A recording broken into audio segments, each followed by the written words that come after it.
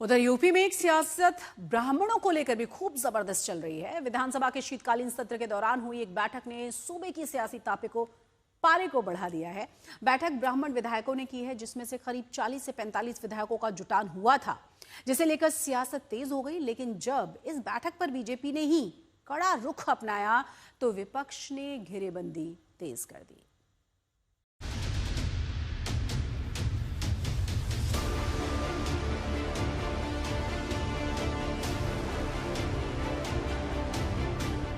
लखनऊ में बीते मंगलवार को जब ब्राह्मण विधायकों का जुटान हुआ तो इस बैठक की तस्वीरों ने पूरे उत्तर प्रदेश की सियासी हलचल को बढ़ा दिया।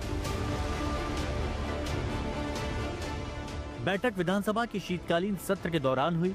कुशीनगर के बीजेपी विधायक पंचानन पाठक के घर 40 से 45 ब्राह्मण विधायक पहुंचे, जिसे ब्राह्मण सहभोज का नाम दिया गया और इस बहाने यूपी की राजनीति में बहुत से सवालों का सिलसिला शुरू हो गया। सवाल उठा कि क्या ब्राह्मण विधायकों की ये बैठक किसी नाराजगी का नतीजा है?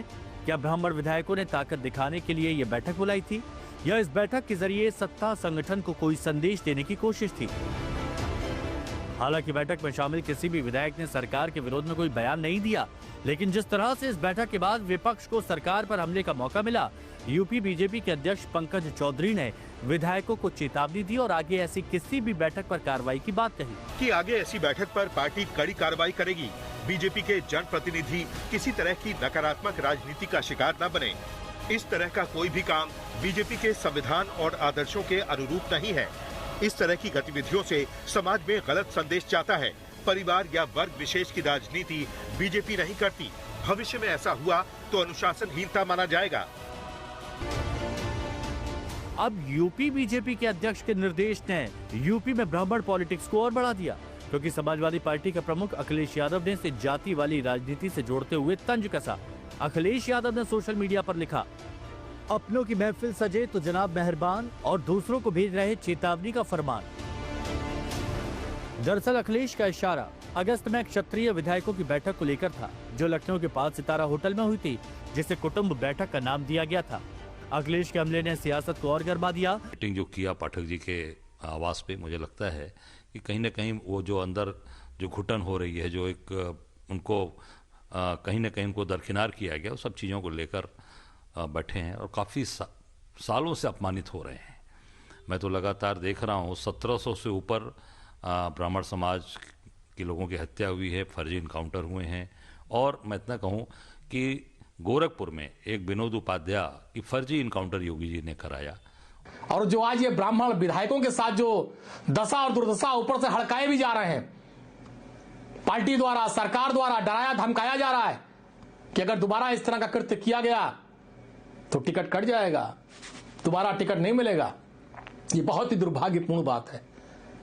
इससे दुर्भाग्यपूर्ण आजादी के इतने वर्षों के बाद हमारे समाज के लिए दूसरा नहीं हो सकता कि हम एक दूसरे का दर्द नहीं बांट सकते, अपनी बात नहीं कर सकते।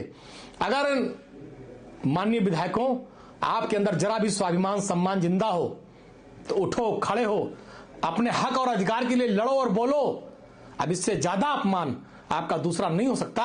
उधर बीजेपी की ओर से जवाबों का सिलसिला भी शुरू हो गया। अरे भैया के साथ में बैठने भी नहीं देंगे क्या?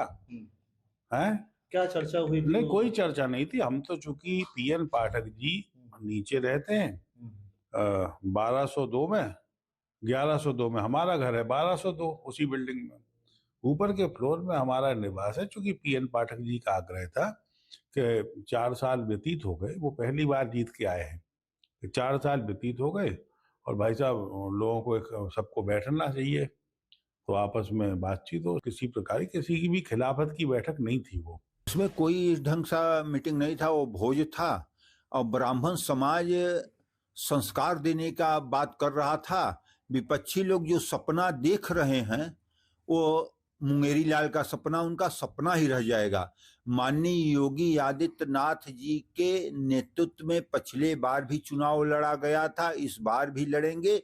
इससे अच्छा न शासन हुआ था न होगा, क्योंकि बड़े बड़े माफिया लोग पानी भर रहे हैं। वो हमारे प्रदेश के मुखिया हैं, जो कह रहे हैं उसमें हम लोगों को मान्य है, कोई वो गलत नहीं कहते, जो भी कह रहे हैं अच्छा कह रहे हैं।